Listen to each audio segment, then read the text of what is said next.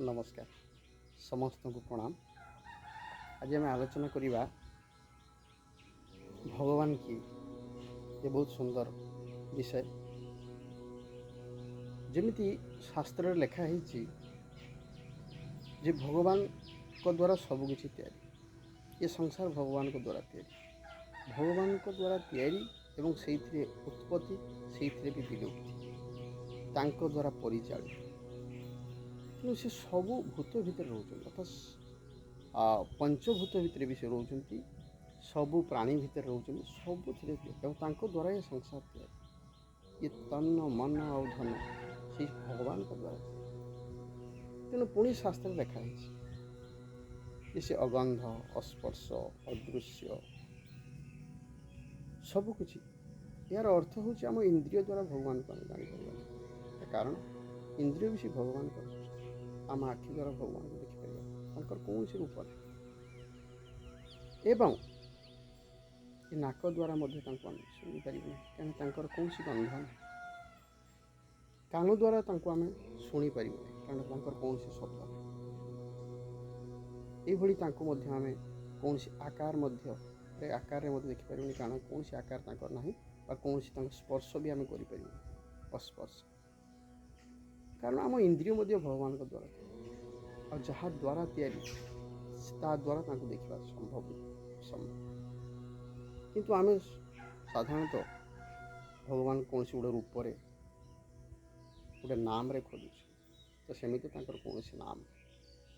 नाम एवं रूप ऊपर। तेणु पुणी शास्त्र वर्णना कराई भगवान को द्वारा सबकि सृष्टि होता जो द्वारा सबकि परिचालित, द्वारा सबकि नियंत्रण।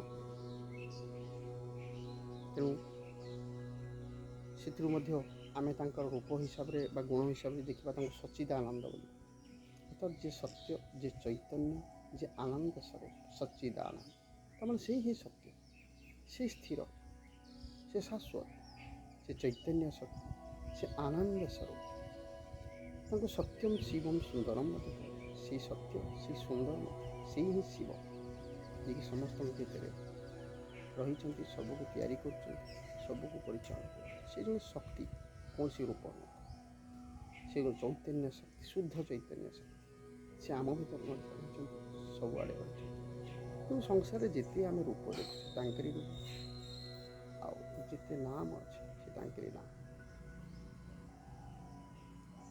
एवं कौन रूप भी ना अरूप कौन नाम भी सेमती आम देखो ओम नाम भी आम ओम भी देखते।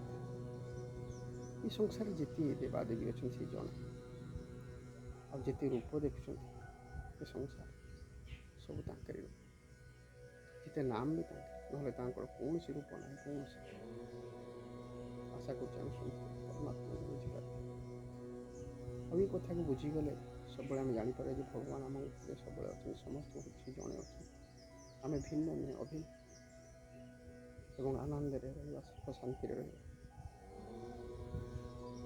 ये कथा कही मोर जय जय।